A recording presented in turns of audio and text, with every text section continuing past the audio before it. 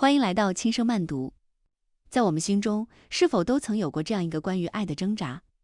当谈论婚姻时，我们究竟应该牵起一个深爱我们的人的手，还是鼓起勇气去追寻那个我们倾心相爱的人？这似乎是个没有标准答案的难题。今天我想跟大家分享一本经典小说，英国作家毛姆的《面纱》。他并没有给出一个冰冷的对错判断，而是透过一个女人的旅程，带给我们关于爱与成长的温暖启示。那这本书在写什么呢？这是一个女子的选择，她并没有爱上一个男人，可是选择跟他结婚，所以进入了婚姻之后也无限的痛苦。接下来她就开始了婚外情，可是这个自以为非常甜蜜的婚外情可以拯救她的婚外情，最后让她非常失望。无爱的婚姻带给她无尽的痛苦，突如其来的婚外情让她的人生不断的反转。当这个女子的丈夫发现了她的外遇，让她做出选择的时候，这个女人就去找自己的情夫。书中有一段话非常精彩，女人去跟她的情夫讲，我们都分别放弃原来的家庭，真正的结合吧。她的情夫就在女人面前夸奖说，我的妻子是那么的好。所以女人非常失望，说那我们算什么？查理说他一辈子都不会离开妻子。男人的自保善变，女人的愚蠢可悲，无不痛击心灵深处。所以这本书其实是在照镜子，让我们照见世间男女，世间情爱的深处究竟发生了什么。有人说这是最完美的爱情故事，也有人说这个爱情故事不敢直视，希望所有人能在里面看见我们身边的人和事。我们来看看这本书的开头，第一幕就是一场偷情。年轻的少妇凯蒂和他的情人正在家里寻欢作乐，突然听见门把手转动的声音，他就惊叫了一声，然后男人就问怎么回事儿？刚才有人动了动门，也许是阿妈或者是哪个男仆，他们不会在这个时候来，他们知道午餐后我总要睡上一会儿。男人就问还能有谁呢？沃尔特，他压低声音，嘴唇颤抖着。三角关系已经出现，一个女主人公凯蒂，另外一个就是她的情夫，那个懒洋洋说话的男人。转动门把手的是谁呢？凯蒂敏感地意识到可能是沃尔特，她的丈夫。不可能是沃尔特，他5点以前不会离开实验室的。沃尔特的身份出来了，这是一个常常在实验室里工作的男人，说明是什么？专业人士。那会是谁呢？是不是有点八卦，有点想看下去？对，这就是毛姆，他被公认的非常会讲故事，也正因为这样，所以他的作品常常被归入到二流。说那些真正伟大的作品是难以理解的，是挑战人的智力的。你写得这么好看，你怎么会是一个伟大的作家呢？但无可置疑，毛姆的文字只要你读了一段，就会对你产生强烈的吸引力，大头朝下，一下子深入到一个黑洞里，你很难把这本书丢在一旁不理。面纱里，他就用一场偷情把读者的注意力抓得牢牢的。女主人公凯蒂怀疑门外转动把手的人正是她的丈夫沃尔特，她和情夫之间的事情就要败露了，所以她像惊弓之鸟。显然这种事情无论是谁都会很慌乱，她陷入了无止境的猜测，几乎吓得就快要昏过去了。如果这个门把手再转动半圈，门就会打开。所以凯蒂倚靠在情夫的身上，膝盖都在颤抖，面色苍白如纸，然后哭了起来。这是多大的压力！人设崩之前，可能都会经历这样的挣扎。可是情夫在安慰她，认为不会的，你只是幻觉。那么凯蒂强打精神，那扇门没有打开，所以她小心翼翼地走到窗前，打开百叶窗朝外看，没人。然后她溜进走廊，往丈夫的更衣室里瞧了一眼，没人。又看了看自己的起居室，也没有人。的确，刚刚的响声，那个门把手的转动就像是一场错觉。那这是悬疑吗？她接下来做好最坏的打算。如果刚才是沃尔特的话，那该怎么办？这话显然是在问情夫，他有没有吃到一粒定心丸呢？这个情夫的回答是这样的，或许他并不在乎，我一向觉得他非常腼腆。你知道，有些男人经受不起大吵大闹，他很清楚闹一场丑闻不会有任何好处。我丝毫不认为刚才是沃尔特，但就算是他，我也觉得他不会怎么样的。我认为他会装作没这回事。听完这个男人的回答，你心里面是不是对他这个情夫已经有了自己的判断？可是凯蒂的反应是，她仔细地想了一会儿，忽然想到他非常爱我，这个他是丈夫，这是良心发现吗？这是筹码。她在计算，靠着丈夫的爱会有什么样的结果。情夫跟她一拍即合，那就更有好处了。你可以说服她吗？情夫向凯蒂投去迷人的微笑，那正是这个女人无法抗拒的，笑容发自她那双清澈的蓝眼睛，慢慢扩展到她那轮廓匀称的嘴巴上。这个男人什么模样呢？他有一口小巧洁白而整齐的牙齿，这一抹微笑极其感性，足以让他的心在身体里融化。不要小看这个细节，牙齿好能够看牙医，这是当时上流社会的标准，即便到今天为止也是这样。拥有一口好的牙齿，一定是来自一个比较富裕的生活条件，包括对卫生习惯很重视。所以毛姆的这个细节就标明了情夫的身份，他是一个有地位的人，而且他擅长微笑。他遭遇了这么恐怖的状况，竟然毫不慌乱，那非常有外交手段。凯蒂说，我倒不怎么在乎。她一下子欢喜起来，这个男人的笑容瞬间就让她忘掉了自己的丈夫，因为这很值得。看，就这么短短的几句话，所以读经典要读细节。毛姆就把人物的形象刻画得活灵活现。凯蒂是个什么样的女子？你可以想想，她当然是胆小的，可是同时她容易被蛊惑。她轻浮，也并不很有主见。她的情人把她抱在怀里，说几句轻轻松松的话，她也就变得放松下来，认为这没什么了不起。而凯蒂的情人呢？他长得很帅。凯蒂认为这个男人非常有魅力，而且强势，有地位。在之前他跟凯蒂的对话中，我们可以感受到，他看不起凯蒂的丈夫。他甚至认为偷情也没什么错，被发现也没什么大不了的。那个男人会打掉了牙往肚子里咽的。他不敢怎么样，这种语气里透露出他强烈的自信。这种自信是谁给的？哪里来的？我们后面会讲。两个人喝了点酒，压压惊，接着继续聊。凯蒂说，那你为什么来？看到你，我很吃惊。说明这一场午后的偷情并不是事先谋划好的，是他那个情人的性之所至。凯蒂的完全配合。情人说，我忍不住，干柴烈火。凯蒂靠近他又黑又亮的眼眸，深情地凝望着他，双手渴望地微微张开。情人立刻搂住他，他心醉神迷地叹了口气，瘫倒在男人的怀里。这个时候男人说了一句话，有我在，放心好了。这是一个承诺吗？不，如果你把刚刚所有的话联系在一起听，这是像抽烟一样的安慰，抚平他最后一丝顾虑。他什么都不代表，可是凯蒂会说，和你在一起很快乐，真希望我能像你让我快乐一样，也让你快乐。读到这一句，我们倒发现，可能这就是爱情。你爱着一个人的时候，一定会希望让对方快乐，这种奉献感是他自然而然发生的。凯蒂显然是坠入爱河的人。男人问他说，你现在不怕了？那是怕吗？他回答，我讨厌沃尔特。这一句话特别重要，看出了婚姻中这一对夫妻的真相。在《面纱》这本书的一开始，又是偷情，又是直接让女主人说出我讨厌自己的丈夫，那么破碎的婚姻就在我们面前展露无遗。好奇怪，她讨厌她的丈夫，她为什么会跟他结婚呢？我们身边有没有这样的故事呢？毛姆决定让凯蒂自己告诉读者答案是什么。结婚还不到3个月，他就意识到自己犯了一个错误，但这错不全在他，更多的要怪他的母亲。我们要来说说凯蒂的婚姻。那首先就牵扯到凯蒂的家庭。她出生在一个还不错的家庭，她的父亲是一位律师，有事务所，不是特别大，但是非常体面。可是她的母亲呢？书里写，冷酷无情，善于操持，雄心勃勃，吝啬而愚蠢的女人。这一串词放在面前，你们想，每一个人其实都不是单纯的，对吧？她的性格中有好多面。这样的人，你也许会认为她完全是一个善于替家庭谋划的太太，你也可以认为说这是一个非常庸俗的女人，她把一切都放到称上来计算。这个母亲是利物浦一位律师的女儿，所以她就跟自己的丈夫在一次法庭工作的时候遇到。那当时她的丈夫年纪很轻，前程光明，父亲就说这个小伙子将来大有作为，所以她就因为这个大有作为，就像买潜力股一样嫁给了这个男人。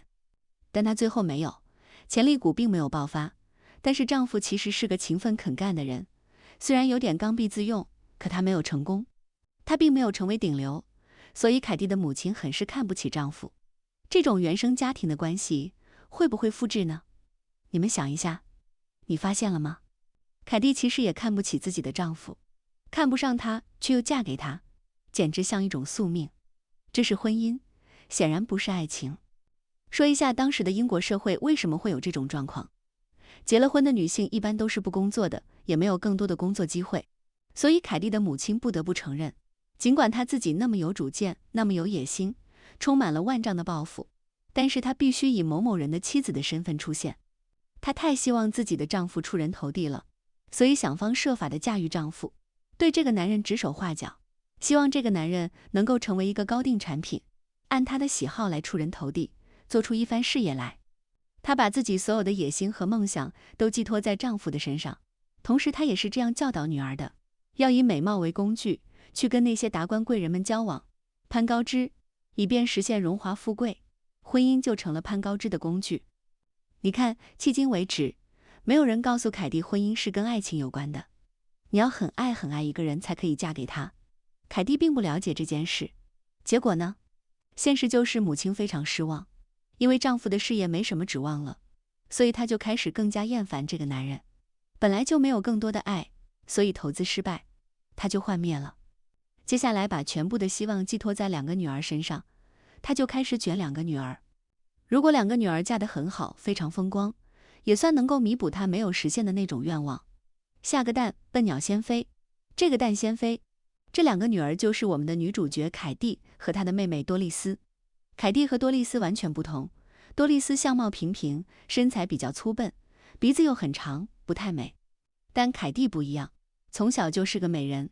她长着一双深色的大眼睛，性格像水一样的清澈活泼，棕色的卷发微微泛着红光，牙齿整齐，皮肤细腻。读到这一段，我忽然想到玛丽莲·梦露。还没有被发掘之前，梦露起先也不是金色的头发，她是棕色卷发，微微泛着红光，也是这样的雪白的皮肤。但是凯蒂的五官并不特别漂亮，她的下巴太方，鼻子很大，但是她的皮肤是她的至美之处，而且长长睫毛下的眼睛灿若星辰，那样的动人，让你心中一惊，禁不住要回视一眼。凯蒂生得这么美，母亲就对她倾注了所有的情感，她就认为单是让这个女儿嫁给一个门当户对的人，根本不是她的目的，她要让女儿的婚姻辉煌无比。因为凯蒂的美很大程度源自她青春，她年少，这种长相不一定抗老，所以她的母亲就认为，在你特别年轻的时候，你就要开始想这件事儿，去选择一个什么样的人，怎么样嫁入豪门。凯蒂从小就受到母亲这样的教育，她知道自己要出落成一个美人，她也知道要靠这个美貌去交易，去获得自己想要的生活，所以她随了母亲的愿，出落成一个爱慕虚荣、肤浅、轻浮的笨蛋美人。毛母真是尖刻，可是她在慢慢长大，她真的很美。当她可以参加舞会的年纪，那母亲就发挥各种手段去频频参加各种各样的社交，带着女儿，其实就是为了把女儿推出去，让她遇到合适的人选。凯蒂很成功，她既有趣又漂亮，很快就有10几个男人爱上她，但是她会拒绝这些人。她对所有的人都非常的友好，可是小心翼翼的，不要沉入爱河，不委身于任何一个，这显然也是母亲提醒的结果。那到最后，她到了25岁，仍然没有遇到完美的求婚者。到了这个时候，她的母亲开始不安了，她开始恼怒，常常说很难听的话，说你还打算让你父亲养活你多久？可是凯蒂显然没觉得有什么危机，她认为喜欢我的男子有的是，他们在排着队等，我想要嫁不是很容易吗？所以我还有时间慢慢玩，慢慢选。可是母亲已经幻觉破灭，不指望这个女儿能够辉煌的出嫁了，因为当把女儿作为诱饵，要知道诱饵放得久了就失去了味道，大鱼就不容易上钩，所以母亲就希望凯蒂能够尽快的嫁出去，只要有男人愿意要你就行。被催婚的女生们听到这句话，有没有觉得似曾相识？只要你嫁了，男的、活的就可以。就在这样的境遇下，凯蒂又面临了一个压力，就是那个她一直觉得不如自己的、比自己小7岁的妹妹竟然订婚了，所以她面子上挂不住了，她要匆匆地赶在妹妹的前面结婚。她决定嫁给沃尔特。虽然她只见过这个人几面，而且一点都不喜欢他，只是出于惊慌之下，凯蒂嫁给了沃尔特·费恩。看到这句话，就觉得毛姆的用词实在是准确犀利。惊慌之下。为什么慌？肯定不是为没有得到爱情，而是为自己的处境。沃尔特是什么人呢？一个细菌学家。可是这样的人基本上是科学家，所以他的特征很明显，沉默寡言，非常有思想，但害羞安静，不擅长社交。所以在凯蒂眼中，他是很沉闷的。他来参加过舞会，一点也不起眼。凯蒂从来没有真正在意过他。事后他觉得我应该跟他跳过几次舞吧，但是不知道他姓甚名谁。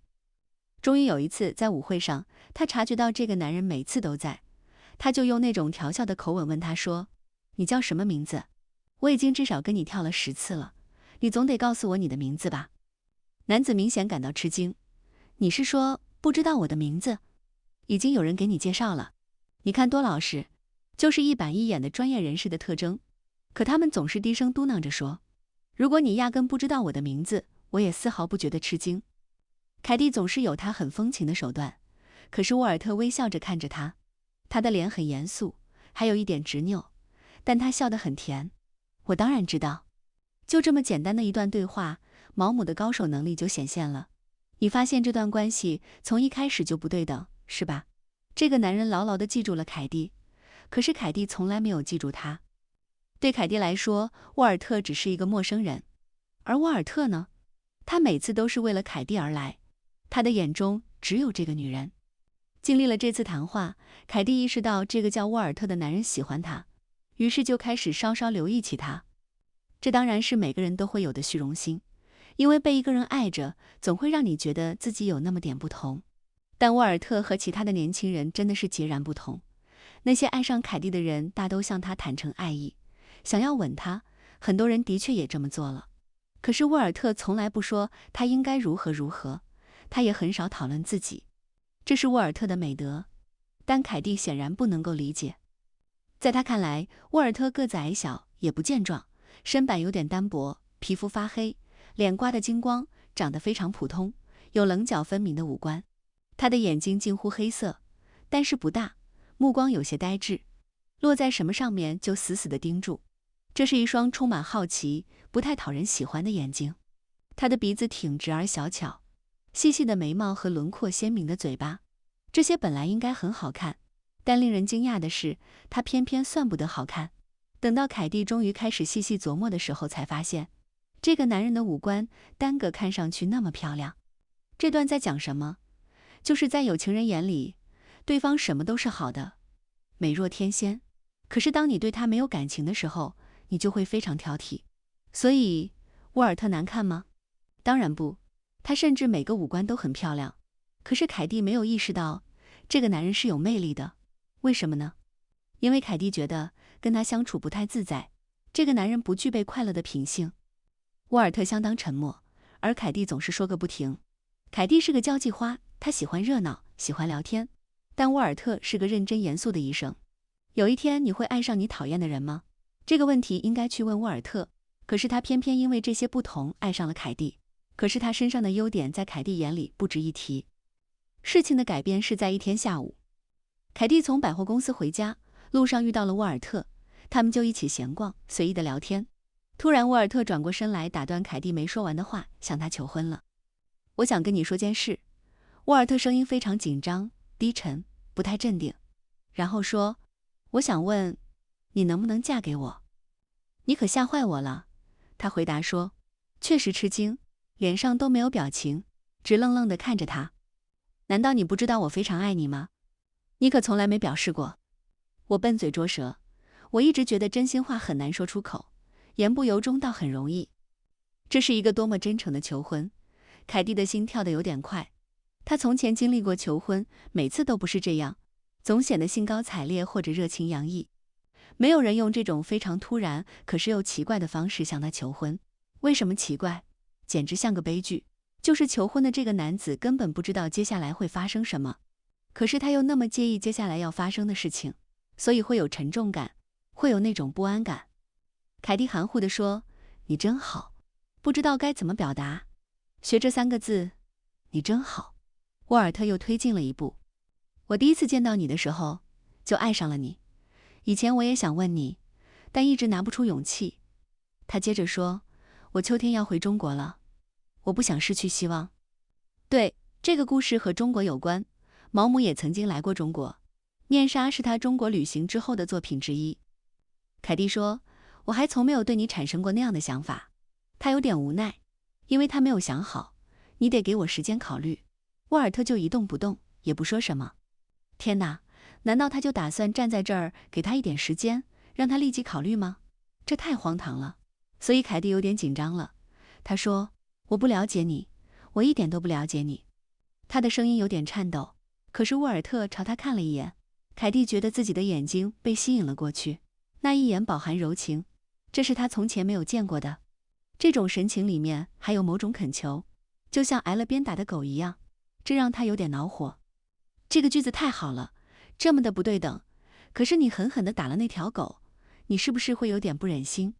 又由于他的委屈，你甚至被激怒，这就是他们两个人的关系。可是沃尔特又讲了一句，我认为交往下去的话，你会觉得我还不错。这个男人其实很执着，这也符合他的那种直男的理工科的思维，其实是非常坚定和有主见的。凯蒂说，你肯定是害羞了，对吗？其实他根本不能理解这个人，这怎么会是害羞呢？反而是沃尔特自己表白，我非常笨拙。他说，我想告诉你，我爱你胜过世界上的一切，但我觉得这话太难开口了。这无疑是凯蒂经历过的最为奇特的求婚。对，他说了这话，在他措手不及的时候，然后他一动不动地站在原地等他回答，非要有个结果不可。他完全不了解这一类人，可是他也不明白自己为什么没有毫不犹豫地拒绝他。人，这就是人的神秘和复杂。接着更奇怪的事发生了，他突然想到多丽丝11月就要结婚，对，他的妹妹。那如果他和沃尔特现在结婚，在多丽丝结婚的时候，他们应该一起去中国了，就不用参加多丽丝的婚礼，而且可以远离母亲那张不饶人的嘴，远离跟他同龄的，但是早早结婚，过得还不错的女孩子们，他可以摆脱掉眼前让自己烦恼的一切。凯蒂突然说，如果我就这样草草答应嫁给你，你什么时候能跟我结婚？沃尔特兴奋地猛抽了一口气，苍白的面颊红了起来。现在，马上，越快越好。我们去意大利度蜜月，8月和9月，就是在他们远赴中国之前，他们可以先结婚度蜜月。凯蒂伸出一只手，显然是这个时间表打动了他。我很喜欢你，你必须给我时间，让我熟悉你。这么说你答应了？他打断他。我想是的。就这样，凯蒂结婚了。接着蜜月，接着去中国，接着就像之前我们了解到的，不出3个月他就意识到，这一段婚姻是个悲剧，是个错误。作为旁观者来讲，我们看书的时候都明白，说你一定会出问题的，因为你那么不纯粹。可是没有人告诉凯蒂，婚姻是要纯粹的。两个婚前彼此根本不熟悉的人突然结了婚，婚后发现不合适，这再正常不过了。如果这件事，这个选择发生在我们身上，你要选择爱你的人，还是你爱的人？你会为什么嫁给另外一个人，和另外一个人结婚？在面纱这个故事里，沃尔特是因为爱，他爱凯蒂，选择跟他结婚。可是凯蒂呢？他不爱沃尔特，他也根本不了解这个男人，他只是为了自己一连串的心事和在俗世中的算计。有个男人这样喜欢我，没讲过几句话，他就要娶我，所以他觉得选择嫁给一个不爱的人，可能也没那么糟糕吧。但并不是，他很快就厌烦了。这种厌烦是对婚姻的厌烦，可是沃尔特率先要承担他的厌烦。这男人本来就不是他喜欢的类型，然后他们的兴趣爱好天差地别。每次有了聚会，凯蒂在那里唱歌，很高兴地应酬别人，非常的活泼，爱笑，整天聊个不停。可是沃尔特从来无法参与进来，他只是坐在一旁微笑着，表示出他很开心，但是那种笑容是勉强的，更像是假笑，让你不禁觉得这些自得其乐的人在他眼里不过是一群傻瓜。实际上沃尔特就是这么想的，可是他什么也没有表露出来。那结果呢？结果就是他们已经结婚将近2年了，凯蒂对丈夫仍然毫不了解，她也懒得在这个男人身上费心思。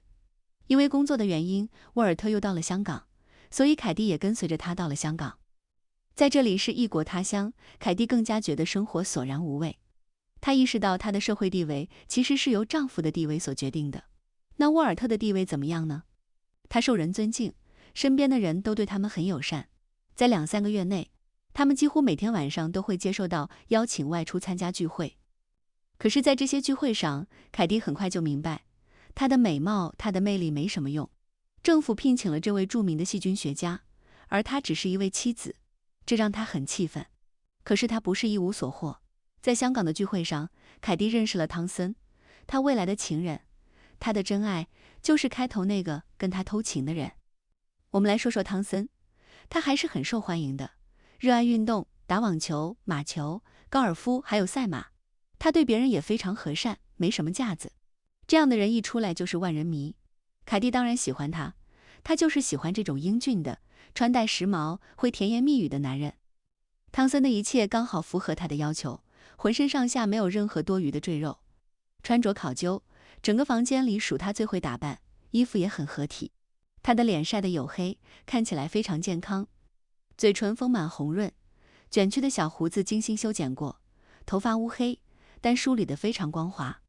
最好看的还是浓眉下那对眼睛，他们那样的懒，含着笑意，亲切地向你表述着甜蜜和可爱。所以，这样的一个男人，我们可以看出，他和沃尔特根本就不是一种类型。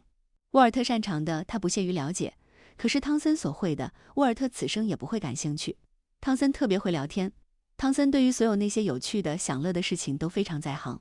所以对比一下，凯蒂觉得这个男人比沃尔特好太多了。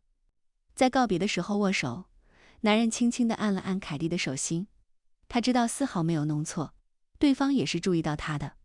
就这样，3个月后，天雷勾动地火，他们就开始了禁忌的关系。凯蒂认为这是他心心念念想要的爱情，在爱情的滋养下，他再度焕发了美貌。婚姻让他变得疲劳和憔悴，好多人会说这个女子在凋败，可是现在一切都不同了。她的眼睛开始变得明亮，她就像是一朵徐徐盛开的玫瑰，肌肤光鲜夺目，好像回到了18岁。美艳夺目的魅力登峰造极，爱情就会让你变成更好的样子，否则那一定不是爱情。凯蒂喜欢汤森的一切，她崇拜这个男人，而汤森呢，他巧妙地安排2个人的私下幽会，这种事他根本不在乎。但是汤森说，为了你着想，我们不能冒一点危险，这让凯蒂非常感动。所以他们通常是在一家古董店的楼上偷情，偶尔午餐后会去凯蒂的房子里，因为这个时候沃尔特正在辛勤的工作，他不会回来。平时他们也能在各种场合偶遇，凯蒂就看着汤森一本正经地在众人面前表演，跟他说话，他觉得十分有趣。这种私下里的默契和情感会让他觉得更加的刺激。凯蒂认为他和汤森之间的相遇是他生命中最美好的时刻，他们一定是真爱。那我们再回到开头那个偷情现场之后，凯蒂检查了门外都没有人，她相信了汤森的劝解，认为丈夫没有发现自己的奸情。可是送走了汤森之后，凯蒂回到起居室，她看见一本书上放着一张字条，打开，字条是用铅笔写的，是汤森的字迹。亲爱的凯蒂，这是你想要的书，我正打算把它送来的时候遇到了费恩医生，他说他经过家门可以顺便捎过去。这是什么意思？凯蒂立即按铃叫来了男仆，男仆说，对的，这本书是老爷送来的，就在午饭后。天哪，刚刚转动门把手的那个人，难道真的是沃尔特？凯蒂开始坐立不安了，他在想，如果是真的，那么沃尔特知道了这件事儿，他会怎么办？沃尔特是个正人君子，对，他一定会同意和我离婚的。那么汤森的太太想要带着他们的儿子回英格兰，那接下来汤森也应该毫不犹豫地同意离婚，事情就会变得很简单了。没有丑闻，不伤和气，那我就可以跟汤森结婚。你看，一个女人的脑子里面就是一部大戏，她已经幻想到和汤森结婚后一起开展美好的生活了。就在这个时候，一阵汽车的轰鸣打破了她的幻想，沃尔特回来了。天哪，2个人该怎么面对呢？沃尔特进了房间，凯蒂的心狂跳着，他们的目光相遇了。这个男人脸色惨白，他深色的眼睛一动不动，难以捉摸，瞳孔大得超乎异常。对的，他什么都知道了。女人的直觉是非常准的。凯蒂当然知道沃尔特发现了一切，这个晚上他随时都要昏过去，可是什么都没有发生。为什么？沃尔特的沉默意味着什么呢？第2天午后，凯蒂被敲门声吵醒了，是沃尔特回来了。他以前从来不在这个点离开实验室。沃尔特很严肃，开门见山问他说：“你听说过梅坦府吗？”凯蒂很惊讶，犹豫了一会儿，是不是那个发生霍乱的地方？那儿正流行一种疫病，我估计是他们多年来遭受最严重的一次。原本有个传教士大夫在那儿，3年前得霍乱死了。那里有一座法国人的女子修道院，那些修女做着力所能及的事，他们已经把孤儿院变成了一所医院，但人们像苍蝇一样死掉。我已经提出去那边负责。凯蒂吓了一跳，他首先想到，如果沃尔特走了，我就自由了，我可以毫无障碍地跟汤森见面。这个想法连他自己都震惊了，他就尴尬地转过头，脸红了。那地方在哪儿？凯蒂问道。梅坦府，在西江的一条支流上，我们要沿西江逆流而上，然后再坐轿子。我们是谁？你和我。凯蒂以为听错了。你希望我也去？我以为你会愿意的。天哪，他开始发抖。我不知道你是什么意思，要我去那儿简直是疯了。你知道我有多爱闹毛病？海沃德大夫说，我必须出去躲躲香港的热天气，我根本受不了那儿的炎热。再说还有霍乱，非把我吓得丢了魂不可。这简直是自找麻烦，我没理由去那儿，我会死的。他说了这么一大串，毫不犹豫地拒绝了沃尔特的提议。他不想去，他根本不想去送死，而且他觉得这件事无聊极了。可是接下来沃尔特捅破了窗户纸，他摊牌了。他说：“那我也不去了，我这就去撤销申请。”你到底在说什么？凯蒂慌了，他有点结巴。恐怕你把我当成了一个大傻瓜，我已拿到了所有必要的证据。就是这样，沃尔特得知了所有的真相。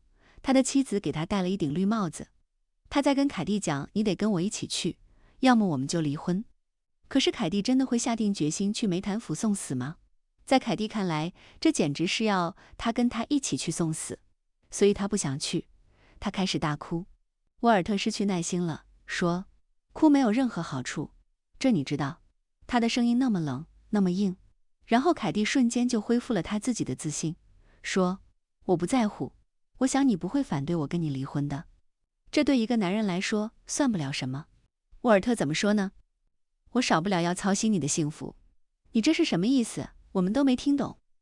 沃尔特不是一个寻常人，他的求婚方式与众不同，他处理妻子出轨的方式也和我们想的不太一样。他没有大喊大叫，他也不责骂这个女人，他也没有立即提出离婚，因为自己受了奇耻大辱来报复他。沃尔特冷静了2天，然后安安静静地向妻子提出要求：“你跟我一起去疫区。”可是凯蒂说：“我不要去，我要跟你离婚。”他的回答是：“我少不了要操心你的幸福。”为什么？因为沃尔特了解汤森。他语出惊人，说汤森只有在他成为共同被告，而且这场伤风败俗的官司迫使他妻子跟他离婚的情况下，才能娶你。他其实是在给凯蒂看真相，这个男人不会娶你的，不会对你负责的，除非你把他逼到了角落里。可是你没有能力逼迫他。凯蒂根本不相信。凯蒂说：“你根本不清楚自己在说什么。我告诉你真相，汤森正急着跟我结婚，而他的妻子很乐意跟他离婚。我们俩一旦自由，就立刻结婚。”沃尔特认为他的妻子真的是非常愚蠢，他认为汤森是个说谎的伪君子。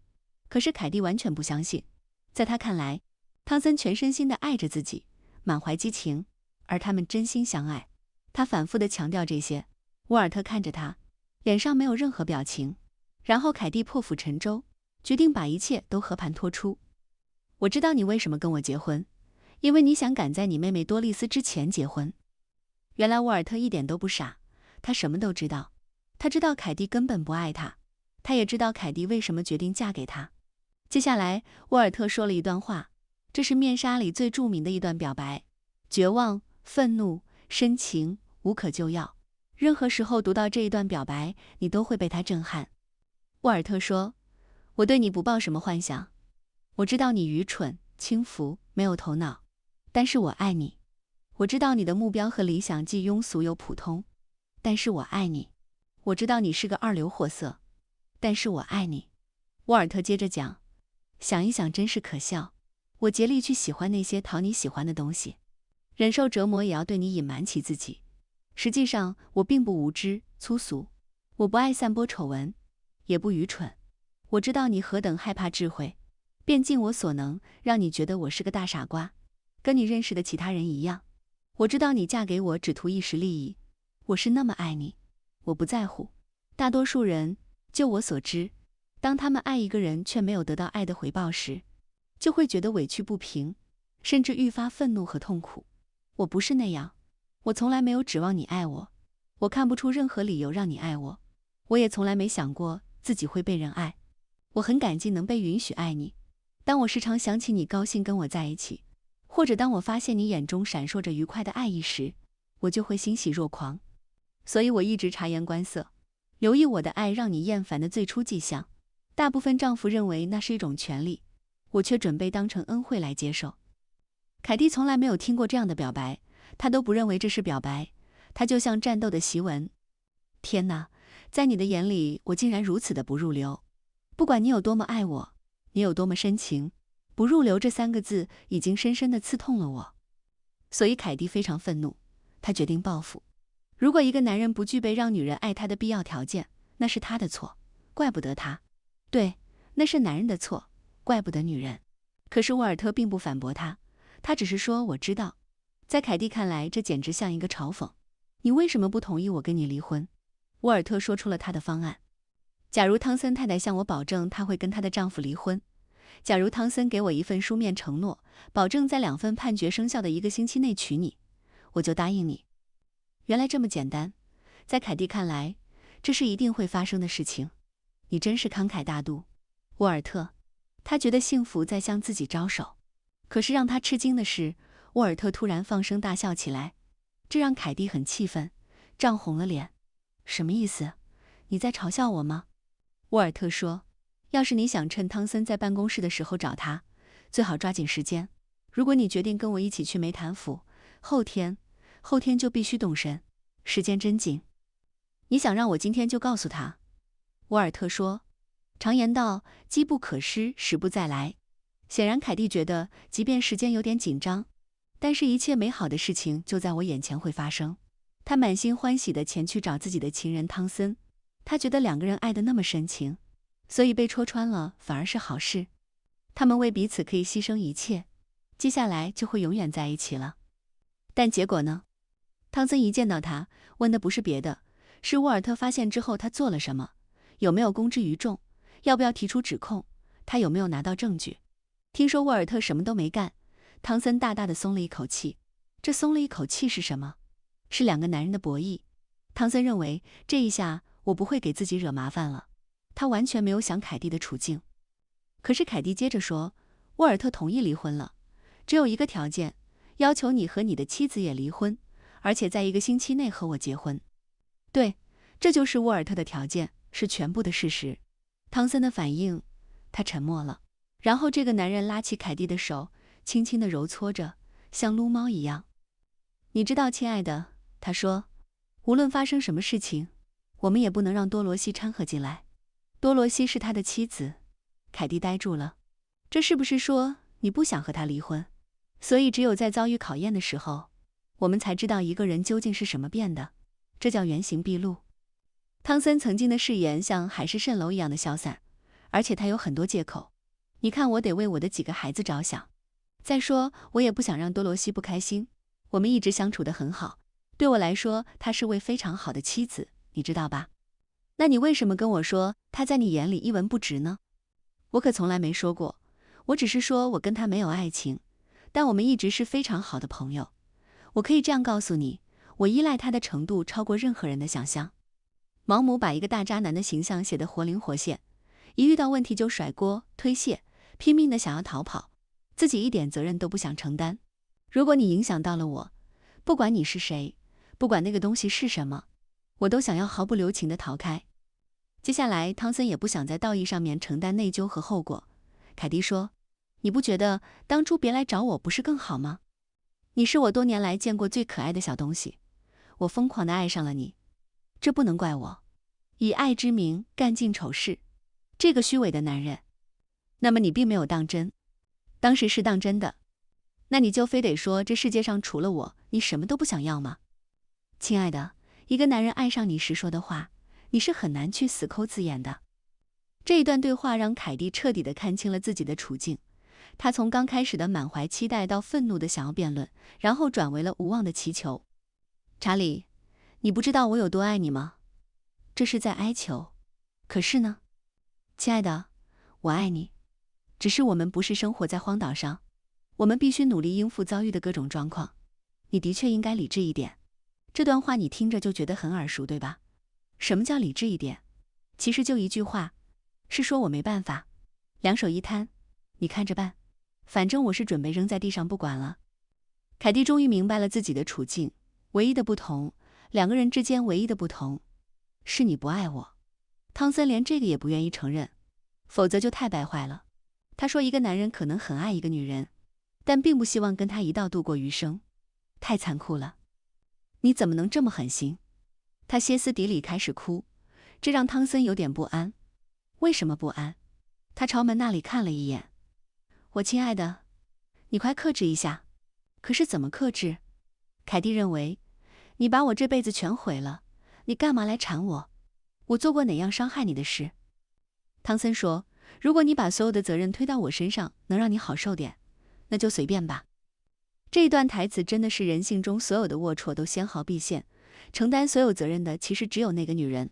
所以凯蒂已经绝望了，她抱着最后一次希望又说了一段话。她已经不祈求这个男人爱她，她只是希望这个男人能够拯救她。她告诉汤森，如果汤森不娶她，她就得跟着沃尔特去梅坦府，那是送死。你真忍心让我去？可是汤森不为所动，没有选择的余地，不是吗？真的吗？为了公平起见，还是告诉你，如果你的丈夫提起离婚诉讼，并打赢了官司，我也不可能跟你结婚。比凯蒂预想的更糟糕，对吗？比你能够承受的最难过的现实还让人伤心，对吧？所以好像过了1个世纪，凯蒂才重新可以说话。她慢慢站起身来，她说，我觉得我丈夫从来没想过要提起诉讼。她突然真正的把沃尔特当做了自己的丈夫，她开始理解这个男人的用意。毛姆在这一段用了一个很恰当的比喻，就像刚学一门外语，一开始你什么都看不明白，然后某个单词或句子给了你一点线索，忽然间细微的理解之光闪过你杂乱无序的大脑。对，他理解了沃尔特，把他们2个人都看穿了。他自始至终都知道这个叫汤森的人是绝不会娶凯蒂的。他提出这样的要求，逼着凯蒂来找汤森立即做出抉择，只是为了让凯蒂看清楚这个被你深爱的男人，他的真面目是什么。从来没有什么真爱，有的只是一个傻姑娘的一厢情愿。凯蒂冷冷地看着眼前这个男人，他开始觉醒。沃尔特知道你会让我失望，他知道你虚荣、懦弱、自私自利，他只是想让我亲眼看到这一切。他知道我深受蒙骗，才会认为你爱上了我，因为他知道你不会爱任何人，你只爱自己。他知道你会牺牲我，好让自己毫发无损地逃脱出去。可是他的脸突然因为极度的痛苦重新扭曲起来。悲惨的是，我仍然全心全意地爱你。这一段真的是太动人了，就是毛姆写出了人性的复杂和深刻。你看穿了他，又怎样呢？就像沃尔特，自始至终看穿了凯蒂，可是爱是没有办法解释的。凯蒂终于也体验到了沃尔特的处境，他苦涩地笑了一声。所以毛姆揭示了爱会让人变得愚蠢，不可理喻。虽然有的时候他也会让一个人变好，可这就是爱。他没有站在道德的角度来评判这件事儿，他只是告诉我们，爱之所以那么吸引人，就是因为它没有逻辑可言，它也没有配方。如果你曾经经历过爱情中的心碎、背叛，甚至是不忠，希望你没有经历，那你就会非常理解面纱这个故事。对方不是个好人，可是你偏偏会爱他，这不是大脑的计算，恰恰是情感，是他的不由自主。所以在100年前，毛姆就是在揭示爱的魔力。那回到《面纱》这本书里，凯蒂心如死灰，很虚弱地回到家，在绝望中，她接受了自己的命运。她只能去梅坦府，跟随沃尔特，尽管那里正在爆发霍乱，那里是疫情的中心，可是无非是死掉。她的爱情已经死了，她的心已经死了。凯蒂要面临的新生活是什么样的？她有没有遇到危险？她和沃尔特的关系会发生转变吗？今天就到这里。如果你有什么喜欢的书，欢迎在评论区留言告诉我。喜欢这样的分享，也请点赞订阅。这将对我有很大的帮助。我们明天继续分享面纱的后半部分内容。